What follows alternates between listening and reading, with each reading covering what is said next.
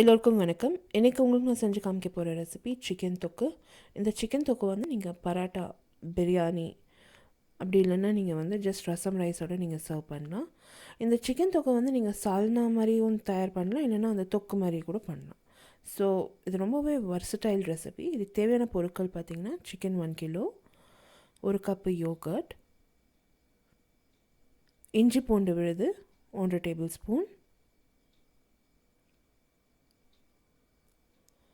கொஞ்சமாக மராட்டி மொக்கு, 4 ஏலக்காய், வெங்காயம் 3 பொடியாக நறுக்கியிருக்கேன், தக்காளி வந்து ஒரு 2 தக்காளி எடுத்து மிக்சியில் போட்டு அடித்து எடுத்து வச்சுருக்கேன், கொஞ்சமாக கபாப் சீனி, மிளகாய்த்தூள், மல்லித்தூள் அண்ட் மஞ்சள் பொடி தேவைப்படும்,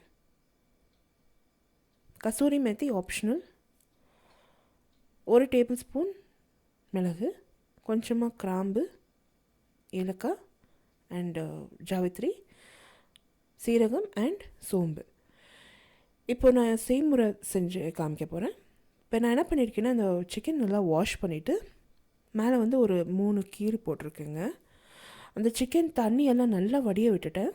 அதுக்கு பிறகு வந்து ஒரு மிக்சிங் பவுலில் சேர்த்து அந்த சிக்கனுக்கு தயிர் அண்ட் 1/4 டீஸ்பூன் அளவுக்கு மஞ்சள் பொடி சேர்த்துருக்கேன்.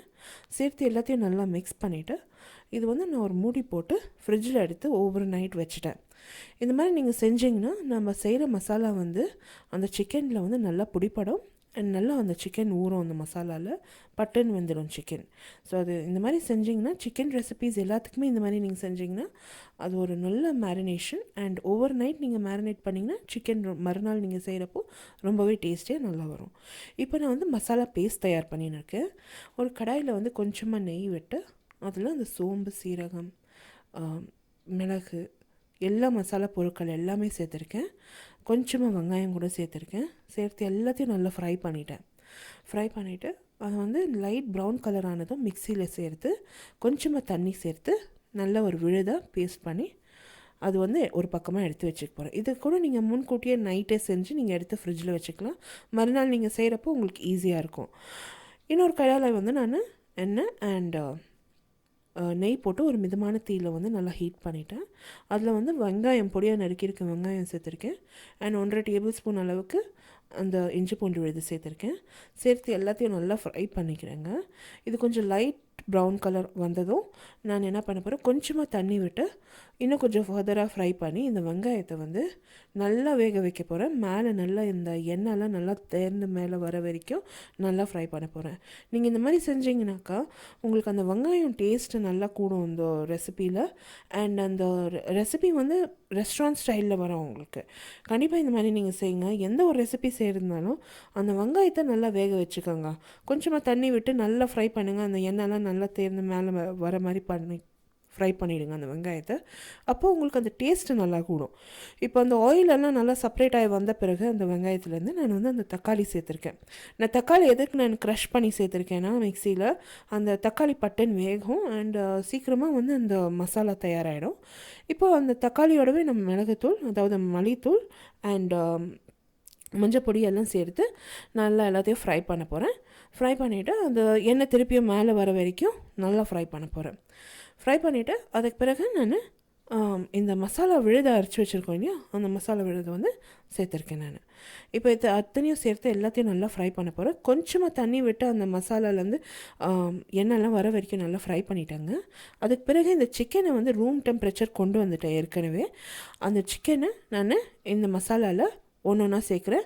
அந்த மேரினேஷன் நான் சுத்தமாக சேர்க்கல. ஏன்னாக்கா அந்த மேரினேஷன் வந்து நம்ம சேர்த்தோம்னா அது நல்லா இருக்காது. அந்த சிக்கன் கவுச்சி வாசனை வந்துடும் அந்த கிரேவியில். வெறும் சிக்கன் மட்டும் சேர்த்துடுங்க.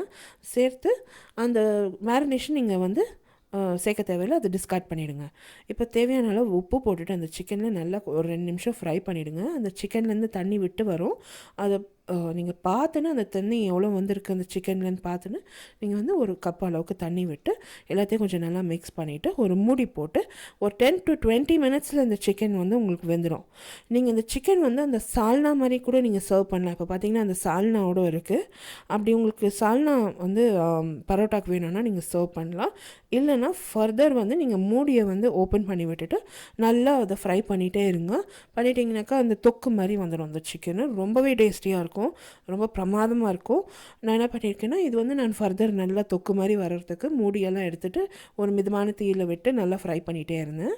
அதில் வந்து எலுமிச்சம்பழம் ஜூஸு, கொஞ்சமாக பொடியை நறுக்கின மல்லி இலை அண்ட் புதினா இலை தூவிட்டு நல்லா ஃப்ரை பண்ணிகிட்டே இருங்க, ரொம்ப நல்லாயிருக்கும். இந்த ரெசிபியின் டீட்டெயில் பார்த்தீங்கன்னா என்னோடய ப்ளாகில் இருக்குங்க. ப்ளாக் லிங்க் வந்து நான் கீழே about bar below this video post பண்ணுறேன். நீங்கள் என்னை வந்து ஃபேஸ்புக்கில் கூட ஃபாலோ பண்ணலாம் and you can follow me on Twitter. எல்லா லிங்க்ஸுமே இந்த recipe link and the social media links எல்லாமே வந்து நான் இந்த about bar below this video post பண்ணுறேன். நீங்கள் வந்து இந்த சேம் வீடியோ இங்கிலீஷில் கூட என்ன நீங்கள் பார்க்கலாம். அந்த சேனல் லிங்க் கூட நான் கீழே டிஸ்கிரிப்ஷன் பாக்ஸில் போஸ்ட் பண்ணுறேன். கண்டிப்பாக இந்த ரெசிபி பிடிச்சிருந்ததுனாக்கா இந்த வீடியோக்கு தம்ஸ் அப் கொடுத்து என்னோடய சேனல் சப்ஸ்கிரைப் பண்ணுங்கள். உங்களை அடுத்த புதிய ரெசிபியோட திருப்பியும் சந்திக்கும் வரை நன்றி, வணக்கம். தேங்க்ஸ் ஃபார் வாட்சிங். பாய்.